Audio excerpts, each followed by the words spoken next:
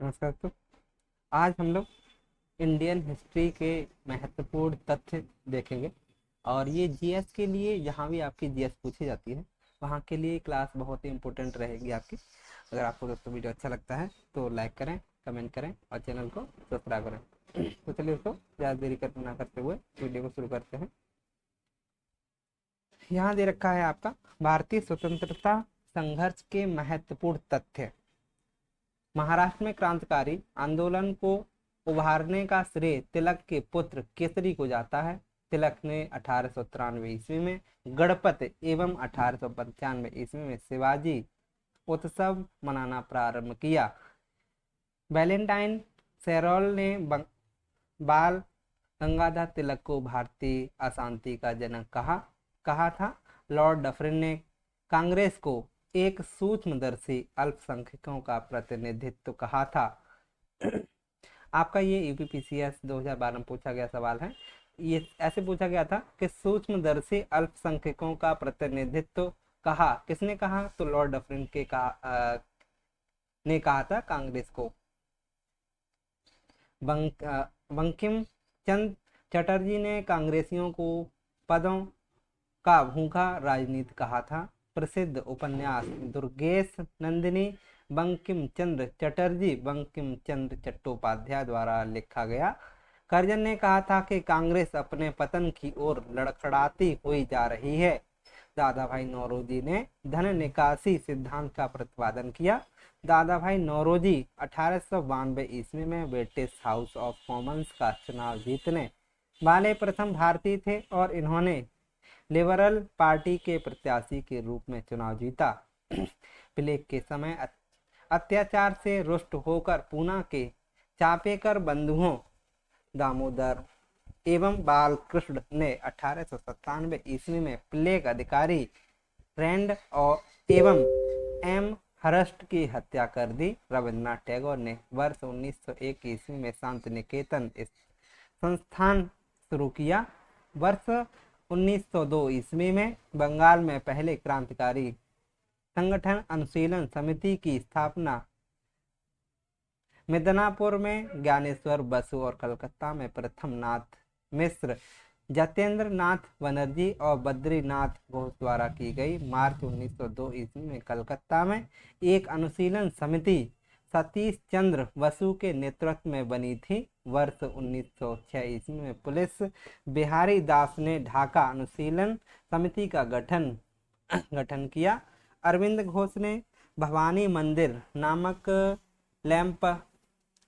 Pamphlet लिखा और विनायक और गणेश दामोदर सावरकर ने वर्ष 1904 ईस्वी में महाराष्ट्र में अभिनव भारत समाज की स्थापना की। वर्ष 1905 में लंदन में श्यामजी कृष्ण वर्मा ने इंडिया होम रूल सोसाइटी की स्थापना की। लॉर्ड कर्जन द्वारा जुलाई 1905 में बंगाल विभाजन की घोषणा की गई। आपकी बंगाल विभाजन के विरोध में 7 अगस्त 1905 ईस्वी को कलकत्ता के टाउन हॉल में स्वदेशी आंदोलन की घोषणा की गई। बंगाल विभाजन 16 अक्टूबर 1905 ईस्वी को प्रभावी हुआ और इस दिन को शोक दिवस के रूप में मनाया गया। स्वदेशी आंदोलन का विचार सर्वप्रथम वर्ष 1905 ईस्वी में कृष्ण कुमार मिश्र ने अपने मित्र पत्र संजीवनी में प्रकाशित किया। वर्ष 1906 में बारिद्र घोष और भूपेंद्र नाथ दत्त ने युगांतर नामक समाचार पत्र का प्रकाशन किया। कांग्रेस के कलकत्ता अधिवेशन 1906 की अध्यक्षता करते समय दादा भाई नौरोजी ने पहली बार स्वराज की मांग की। कांग्रेस के सूरत अधिवेशन 1907 में स्वदेशी आंदोलन को चलाने के तरीके को लेकर कांग्रेस उदारवादी नरम दल और उग्रवादी गरम दल नामक दो दलों में विभाजित हो गया। आंध्र प्रदेश में स्वदेशी आंदोलन को वंदे मातरम आंदोलन के नाम से चलाया गया। रविंद्रनाथ टैगोर ने स्वदेशी आंदोलन के समय एक प्रसिद्ध गीत आमार सोनार बाल बंगाल लिखा, जो वर्ष 1971 ईस्वी में बंगाल का राष्ट्रीय गीत बना। विश्व भारती विश्वविद्यालय की स्थापना रविंद्रनाथ टैगोर ने की। अनुशीलन समिति के एक क्रांतिकारी हेमचंद्र को रूसी क्रांतिकारियों से बम बनाने की शिक्षा लेने रूस भेजा गया था। किसको भेजा गया था? हेमचंद को।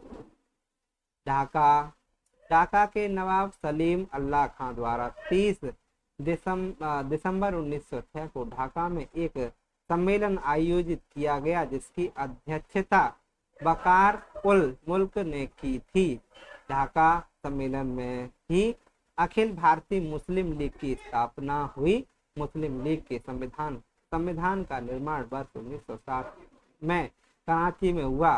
मुस्लिम लीग के संविधान के तहत इसका पहला अधिवेशन वर्ष 1908 ईस्वी में अमृतसर में हुआ, जिसमें आगा खां को अध्यक्ष बनाया गया। मुस्लिम लीग ने बंगाल विभाजन का समर्थन किया और प्रफुल्ल चाकी और खुदीराम बोस ने 30 अप्रैल 1908 को बंगाल प्रेसिडेंसी के मजिस्ट्रेट किंग फोर्स की हत्या का प्रयास किया।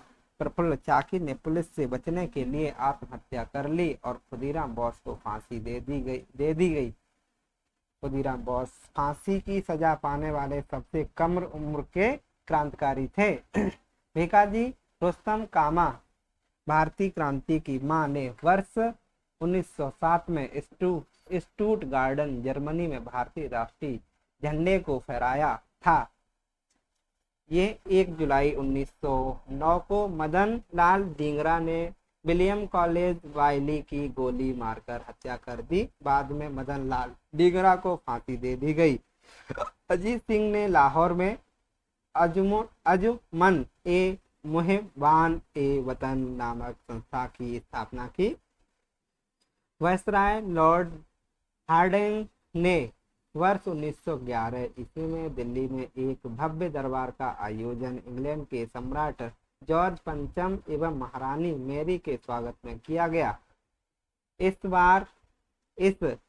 दरबार में बंगाल विभाजन को रद्द कर दिया गया और राजधानी को कलकत्ता से दिल्ली स्थानांतरित करने की घोषणा हुई।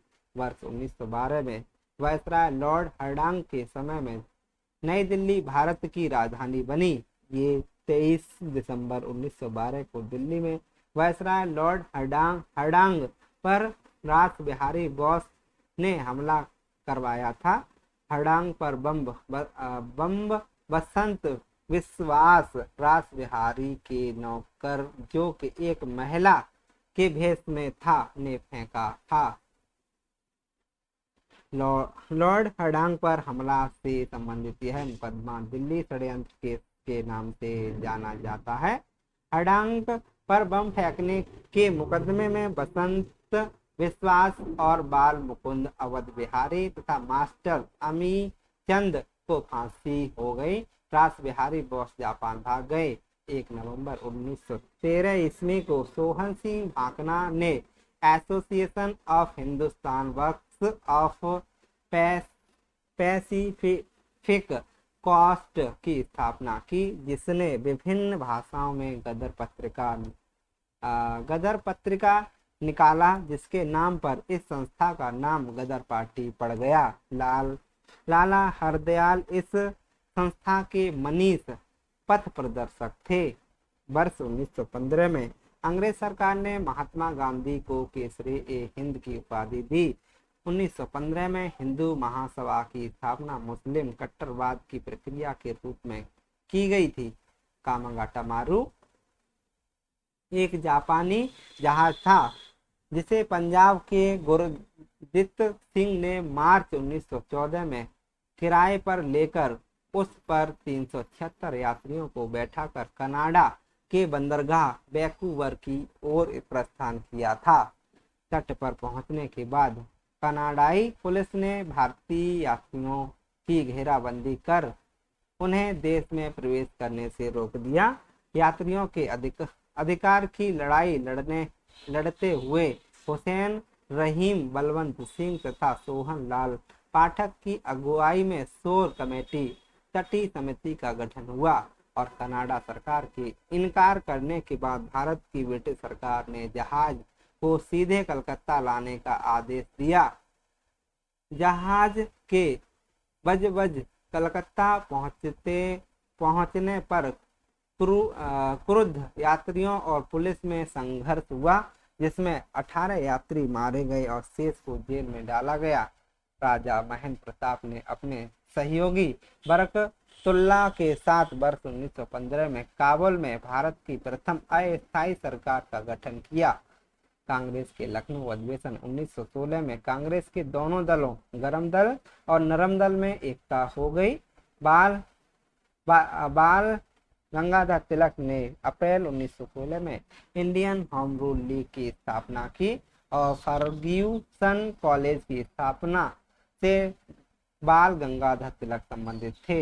एनी बेसेंट ने सितंबर 1916 में मद्रास में होम रूल लीग की स्थापना की। मद्रास आज का कर्नाटक के नाम से जाना जाता है।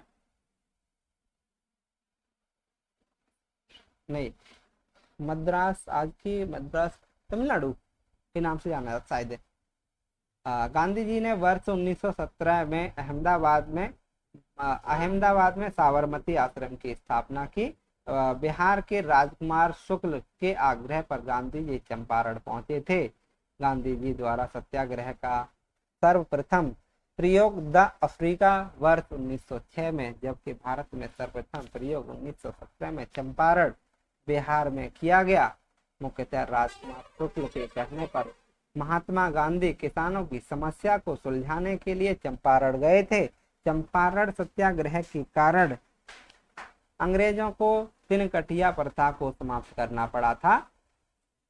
रविंद्रनाथ टैगोर ने सर्वप्रथम गांधी जी को महात्मा कहा था। महात्मा गांधी ने पहली बार भूख हड़ताल अहमदाबाद मिल मजदूरों के समर्थन में वर्ष 1918 में किया। गांधी जी ने वर्ष 1918 में गुजरात के खेड़ा जिले में कर नहीं आंदोलन चलाया। सरदार वल्लभ भाई पटेल और इंदुलाल अगनिक ने खेड़ा में गांधी जी साथ गांवों के दौरे की व्यवस्था करके और किसानों को सरकार के खिलाफ मजबूती से खड़े होने के लिए प्रोत्साहित करके गांधी जी की सहायता की। रॉलेट एक्ट 18 अप्रैल 1919 को पारित हुआ। इसे बिना अपील, बिना वकील, बिना दलील का कानून भी कहा जाता है। रॉलेट एक्ट को रॉलेट एक्ट के विरुद्ध 6 अप्रैल 1919 को गांधी जी ने देशव्यापी हड़ताल का आयोजन किया। 13 अप्रैल 1919 को अमृतसर के जलियांवाले बाग में डॉक्टर सत्यपाल और सैफुद्दीन किचलू की गिरफ्तारी का विरोध कर रही एक जनसभा पर जनरल डायर ने गोलियां चलवाई, जिसमें कांग्रेस के अनुसार 1000 और सरकारी रिपोर्ट के अनुसार 379 निर्दोष व्यक्ति मारे गए। इस घटना को जलियांवाला बाग हत्याकांड का नाम दिया गया। शंकरन नायर ने इस घटना के विरोध में वायसराय की कार्यकारिणी परिषद से इस्तीफा दे दिया। जलियांवाला बाग हत्याकांड के विरोध में महात्मा गांधी ने केसरे-ए-हिंद, जमनालाल बजाज ने राय बहादुर और रविंद्रनाथ टैगोर ने सर की उपाधि वापस कर दी। जलियांवाला बाग हत्याकांड की जांच हेतु लॉर्ड हंटर की अध्यक्षता में कमेटी गठित की गई। कांग्रेस की ओर से इस घटना की जांच हेतु मदन मोहन मालवीय की अध्यक्षता में तहकीकात कमेटी 1919 गठित की गई। खिलाफत आंदोलन भारतीय मुसलमानों का मित्र राष्ट्रों के विरुद्ध विशेषकर ब्रिटिश के खिलाफ तुर्क के खलीफा के समर्थन में आंदोलन था। 17 अक्टूबर 1919 को खिलाफत दिवस के रूप में मनाया गया। मोहम्मद अली जिन्ना, एनी बेसेंट तथा बिपिन चंद्र पाल असहयोग आंदोलन से संबंधित नहीं थे। गांधी जी ने रॉलेट एक्ट, जलियांवाला बाग हत्याकांड के विरोध में खिलाफत आंदोलन के समर्थन में 1 अगस्त 1920 से असहयोग आंदोलन प्रारंभ किया। M.N. राय ने वर्ष 1920 में ताशकंद में एक प्रवासी भारतीय कम्युनिस्ट पार्टी की स्थापना की। बिपिन चंद्र पाल, एनी बेसेंट और मोहम्मद अली जिन्ना ने असहयोग आंदोलन से असंतुष्ट होकर कांग्रेस छोड़ दिया। आपके 4 फरवरी 1922 को गोरखपुर जिले के चोरी चोरा नामक स्थान पर असहयोग आंदोलनकारियों ने थाने में आग लगा दी, जिसमें अनेक अंग्रेज पुलिसकर्मियों की हत्या हो गई। चोरी चोरा की घटना से आहत होकर 12 फरवरी 1922 को गांधी जी द्वारा असहयोग आंदोलन स्थगित कर दिया गया। गया में चित्तरंजन दास और मोतीलाल नेहरू ने जनवरी 1923 में कांग्रेस खिलाफत स्वराज पार्टी की स्थापना की और सतीश चंद्र सान्याल ने वर्ष 1924 में कानपुर में हिंदुस्तान रिपब्लिक एसोसिएशन की स्थापना की। काकोरी कांड, जिसे काकोरी ट्रेन एक्शन के नाम से जाना जाता है, की घटना 9 अगस्त 1925 ईस्वी को, जिसमें 8 down Saharanpur Lucknow passenger train में स्थित सरकारी खजाना क्रांतिकारियों द्वारा लूट लिया गया। इस कांड में शामिल राम प्रसाद बिस्मिल, आसफ उल्ला खां, राजेंद्र लाहिड़ी, रोशन सिंह को फांसी दी गई और सचिंद्र नाथ सान्याल को आजीवन कारावास की सजा। 3 फरवरी 1928 ईस्वी को साइमन कमीशन भारत मुंबई आया। इसे व्हाइट मैन कमीशन भी कहा जाता है। लाहौर में 30 अक्टूबर 1928 को साइमन कमीशन के विरोध में प्रदर्शन के दौरान पुलिस की लाठी से लाला लाजपत राय घायल हो गए तथा बाद में उनकी मृत्यु हो गई और चंद्रशेखर आजाद और भगत सिंह ने वर्ष 1928 में दिल्ली स्थित फिरोज शाह कोटला में हिंदुस्तान सोशलिस्ट रिपब्लिक एसोसिएशन की स्थापना की। भगत सिंह के नेतृत्व में क्रांतिकारियों ने 17 दिसंबर 1928 को लाहौर के तत्कालीन सहायक पुलिस कप्तान सैंडर्स की गोली मारकर हत्या कर दी। किसने? भगत सिंह ने। रिपब्लिक सेफ्टी बिल पास होने के विरोध में 8 अप्रैल 1929 को बटुकेश्वर दत्त एवं भगत सिंह ने दिल्ली में सेंट्रल लेजिस्लेटिव असेंबली की खाली बेंचों पर बम फेंका और कागज के टुकड़े उड़ाए, जिस पर लिखा था कि हमारा उद्देश्य किसी की जान लेना नहीं बल्कि बहरों के कानों तक आवाज पहुंचाना है। कांग्रेस के लाहौर अधिवेशन 1929 में पूर्ण स्वराज को अपना लक्ष्य घोषित किया गया। इस अधिवेशन की अध्यक्षता जवाहरलाल नेहरू ने की। जवाहरलाल नेहरू द्वारा 31 दिसंबर 1929 को रात 12 बजे रावी नदी के तट पर तिरंगा झंडा फहराया गया। किसके द्वारा? जवाहरलाल नेहरू के द्वारा। किसके द्वारा? जवाहरलाल नेहरू के द्वारा। उर्दू कवि मोहम्मद इकबाल ने वर्ष 1930 में एकल विवृत भारतीय परिसंघ के भीतर उचित पश्चिम भारतीय मुस्लिम राज्य की आवश्यकता के बारे में बोला था। लाहौर अधिवेशन में 26 जनवरी 1930 को प्रथम स्वाधीनता दिवस के रूप में मनाने का निश्चय किया गया। महात्मा गांधी ने 12 मार्च 1930 को अपने 80 समर्थकों के साथ साबरमती आश्रम से लगभग 390 किलोमीटर दूर दांडी के लिए यात्रा शुरू की तथा 24 दिनों के पश्चात 5 अप्रैल 1930 को दांडी पहुंचे और 6 अप्रैल 1930 को गांधी जी ने नमक कानून तोड़ा और सविनय अवज्ञा आंदोलन की शुरुआत की। उत्तर पश्चिम सीमा प्रांत के मुसलमानों ने खान अब्दुल गफ्फार खान, जिसे सीमांत गांधी के नाम से भी जानते हैं, के नेतृत्व में सविनय अवज्ञा आंदोलन चलाया। इस आंदोलन में खान अब्दुल गफ्फार खान के नेतृत्व में गठित खुदाई खिदमतगार या लाल कुर्ती संगठन ने सक्रिय भूमिका निभाई और अमेरिकी पत्रकार वेब मिलर सविनय अवज्ञा आंदोलन से संबंधित थे। तमिलनाडु में सी राजगोपालाचारी ने तिरुचिरापल्ली से देवारंड तक नमक यात्रा की और 5 मार्च 1931 को गांधी इरविन समझौता हुआ। इसके बाद गांधी जी ने सविनय अवज्ञा आंदोलन स्थगित कर दिया। गांधी इरविन समझौते को दिल्ली समझौता भी कहा जाता है। प्रथम गोलमेज सम्मेलन 12 नवंबर 1930 से 19 जनवरी 1931 तक लंदन में आयोजित किया गया।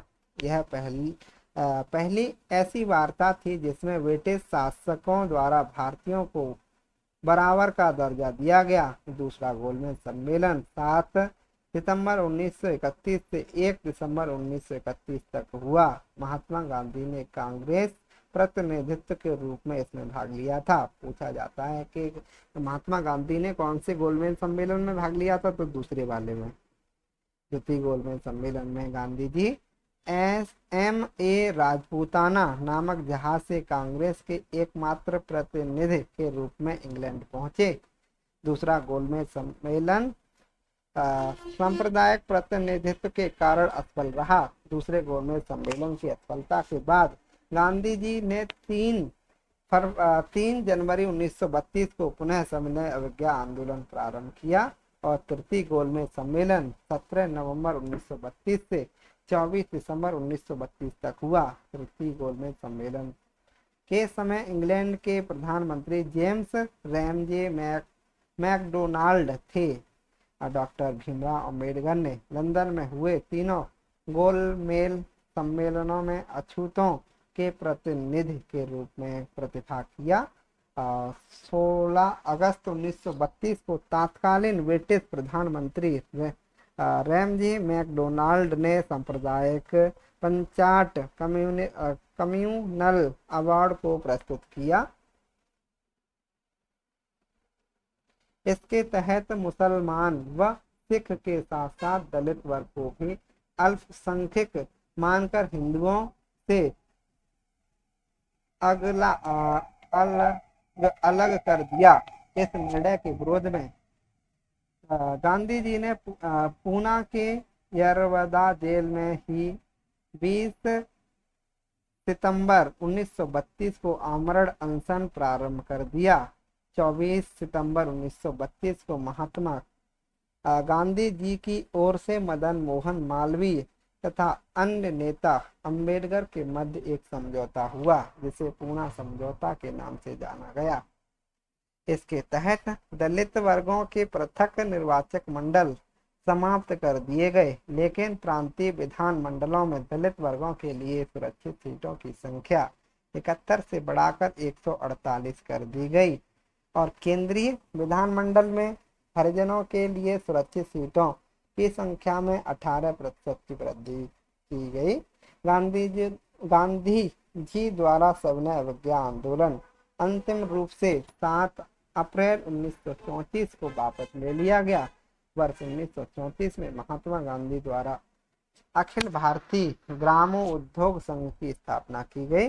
गढ़वाल राइफल्स के जवानों ने सविनय अवज्ञा आंदोलन के पठान साहित्यग्रहियों पर गोली चलाने से मना कर दिया और 23 मार्च 1931 को भगत सिंह, सुखदेव और राजगुरु को फांसी दे दी गई। कांग्रेस सोशलिस्ट पार्टी की स्थापना मई 1934 में हुई। अखिल भारतीय किसान सभा का प्रथम सम्मेलन वर्ष 1936 में स्वामी सहजानंद की अध्यक्षता में लखनऊ में हुआ। इसके महासचिव N.G. रंगा चुने गए। कांग्रेस के त्रिपुरी अधिवेशन 1939 में महात्मा गांधी द्वारा प्रस्तावित प्रत्याशी पट्टाभी सीतारमैया को हराकर सुभाष चंद्र बोस कांग्रेस के अध्यक्ष बने। सुभाष चंद्र बोस ने 3 मई 1939 को कांग्रेस से पृथक फॉरवर्ड ब्लॉक की स्थापना की। आपसे पूछा जाता है कि फॉरवर्ड ब्लॉक की स्थापना किसने की, तो सुभाष चंद्र बोस ने 3 मई 1939 में। पंजाब के उधम सिंह ने 13 मार्च 1940 को पंजाब के पूर्व लेफ्टिनेंट गवर्नर डायर की लंदन में गोली मारकर हत्या कर दी। गांधी जी ने 17 अक्टूबर 1940 को महाराष्ट्र के पवनार में व्यक्तिगत सत्याग्रह शुरू किया और सुचेता कृपलानी ने वर्ष 1940 में कांग्रेस की महिला विंग की स्थापना की और पवनार आंदोलन या व्यक्तिगत सत्याग्रह आंदोलन के प्रथम सत्याग्रही विनोबा भावे, दूसरे जवाहरलाल नेहरू, तीसरे ब्रह्मदत्त थे। वर्धा में 24 जुलाई 1942 के कांग्रेस कार्य समिति की बैठक में अंग्रेजों भारत छोड़ो प्रस्ताव पास किया गया। 7 से 8 अगस्त 1942 को कांग्रेस की बैठक मुंबई के ऐतिहासिक ग्वालियर टैंक मैदान में हुई, जहां 8 अगस्त को भारत छोड़ो प्रस्ताव को स्वीकार किया गया।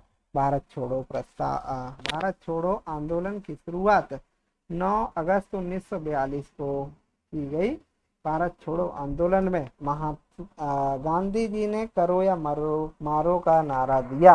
ऑपरेशन जीरो आवर के अंतर्गत सभी महत्वपूर्ण कांग्रेसी नेताओं को 8 अगस्त 1942 की रात ही गिरफ्तार कर लिया गया।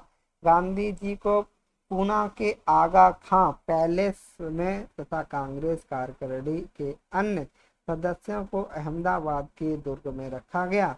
हजारीबाग के सेंट्रल जेल में भागने के बाद जयप्रकाश नारायण ने भूमिगत होकर इस आंदोलन की बागडोर संभाली। इस आंदोलन के दौरान बलिया, तामलुक और सतारा जैसे स्थानों पर समांतर सरकारों की स्थापना हुई। जून 1942 में रास बिहारी बोस के नेतृत्व में इंडियन इंडिपेंडेंस लीग का गठन किया गया। रास बिहारी बोस दिल्ली षड्यंत्र केस से बचने के लिए जापान चले गए थे। इंडियन नेशनल आर्मी के गठन का विचार सर्वप्रथम कैप्टन मोहन के मन में आया। इसकी स्थापना 1 सितंबर 1942 को रास बिहारी बोस द्वारा की गई। Mohan Singh commander in chief बनाए गए। 4 जुलाई 1943 को सुभाष चंद्र बोस की आज़ाद हिंद फौज का सर्वोच्च सेनापति बनाया गया और 21 अक्टूबर 1943 को सिंगापुर में आज़ाद हिंद सरकार का गठन सुभाष चंद्र बोस ने किया। आज़ाद हिंद फौज के 3 ब्रिगेडों के नाम सुभाष ब्रिगेड और गांधी ब्रिगेड तथा नेहरू ब्रिगेड तथा महिलाओं की ब्रिगेड का नाम लक्ष्मीबाई ब्रिगेड रखा गया। सुभाष चंद्र बोस को जापान ने 30 सितंबर 1943 को अंडमान निकोबार द्वीप समूह दिया, जिसका नाम उन्हें क्रमशः शहीद द्वीप और स्वराज द्वीप रखा। आज़ाद हिंद फौज के अधिकारियों पी.के. सहगल और गुरबख्श सिंह ढिल्लन और मेजर शहानवाज हुसैन पर राजद्रोह के आरोप में दिल्ली लाल किले में मुकदमा चलाया गया। बाद में जन विद्रोह के कारण वायसराय ने इनकी सजा माफ कर दी। आज़ाद हिंद फौज के अभियुक्तों की ओर से तेज बहादुर प्रसू, जवाहरलाल नेहरू और भूला भाई देसाई एवं के.एन. काटूजी आदि ने पैरवी की। आज़ाद हिंद फौज के अभियुक्तों की ओर से भूलाभाई देसाई ने वकीलों की समूह की अध्यक्षता की थी। HMIS तलवार नामक जहाज पर मुंबई में 18 फरवरी 1946 को नौसेना ने विद्रोह किया। भारतीय और ब्रिटिश सैनिकों में बराबरी के व्यवहार की मांग को लेकर 9 फरवरी 1946 को कराची में वायुसेना के सैनिकों ने ब्रिटिश सरकार के खिलाफ हड़ताल कर दी। यह हड़ताल शीघ्र ही लाहौर, दिल्ली और मुंबई में भी प्रारंभ हो गई। सरदार पटेल के दबाव में आकर नौसेना ने विद्रोह समाप्त कर दिया। 24 मार्च 1946 को कैबिनेट मिशन पैथिक लॉरेंस के नेतृत्व में दिल्ली आया। इसके अन्य सदस्य स्टैफोर्ड क्रिप्स अध्यक्ष बोर्ड ऑफ द ट्रेड एवं A.V. अलेक्जेंडर नौसेना मंत्री। कैबिनेट मिशन योजना को मुस्लिम लीग ने 6 जून 1946 को और कांग्रेस ने 24 जून 1946 को स्वीकार कर लिया। कांग्रेस और मुस्लिम लीग द्वारा ब्रिटिश मिशन को स्वीकार करने के पश्चात संविधान सभा के निर्माण के लिए जुलाई 1946 में चुनाव हुआ, जिसमें कांग्रेस ने 208 स्थान प्राप्त किए, जिसमें 4 सिख सदस्य भी शामिल थे। मुस्लिम लीग को 73 स्थान प्राप्त हुए। मुस्लिम लीग ने 16 अगस्त 1946 को सीधी तथा प्रत्यक्ष कार्रवाई दिवस मनाया। ये 2 सितंबर 1946 को जवाहरलाल नेहरू ने अंतरिम सरकार का गठन किया और भारत विभाजन की माउंटबेटन योजना 3 जून 1947 को प्रकाशित की गई। कांग्रेस कार्य समिति द्वारा 3 जून 1947 की बैठक में माउंटबेटन योजना की स्वीकार कर लिया गया और मुस्लिम लीग ने 10 जून 1947 को माउंटबेटन योजना को भारी बहुमत से स्वीकार किया। 4 जुलाई 1947 को ब्रिटेन संसद में भारतीय स्वाधीनता विधेयक प्रस्तुत किया गया, जिसे 15 जुलाई को हाउस ऑफ द कॉमन्स तथा 16 जुलाई को हाउस ऑफ द लॉर्ड्स द्वारा पारित कर दिया गया। 18 जुलाई 1947 को इस पर ब्रिटिश सम्राट के हस्ताक्षर कर दिए गए। इस विधेयक के अनुसार देश को 2 डोमिनियनों भारत और पाकिस्तान में बांट दिया गया तथा इनको पूरी स्वतंत्रता और संप्रभुता सौंप दी गई। 14 अगस्त 1947 को पाकिस्तान और 15 अगस्त 1947 को भारतीय अधिराज्य की स्थापना हुई। भारत की आज़ादी के समय इंग्लैंड के सम्राट जॉर्ज पंचम थे और यह राष्ट्रमंडल देश का प्रथम प्रधान था। भारत की आज़ादी के समय ब्रिटेन के प्रधानमंत्री क्लेमेंट एटली थे और एटली लेबर पार्टी के नेता थे। ये भारत की आज़ादी के समय कांग्रेस के अध्यक्ष जेवी कृपलानी थे। तो चलिए दोस्तों, ये बल्ला फैक्ट थे हमारे हिस्ट्री से। अगर आपको दोस्तों वीडियो अच्छा लगा है तो लाइक करें, कमेंट करें और चैनल को सब्सक्राइब करें। आगे हम लोग प्रमुख आपकी भारतीय स्वतंत्रता इतिहास के संबंधित महत्वपूर्ण आंदोलन और घटनाएं हैं, वो हम अगले वीडियो में कवर करेंगे। आज हम लोग यहीं तक वीडियो रखते हैं।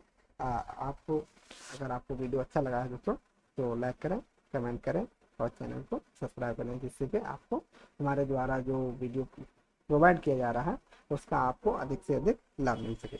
नमस्कार दोस्तों, मिलते हैं। नमस्कार।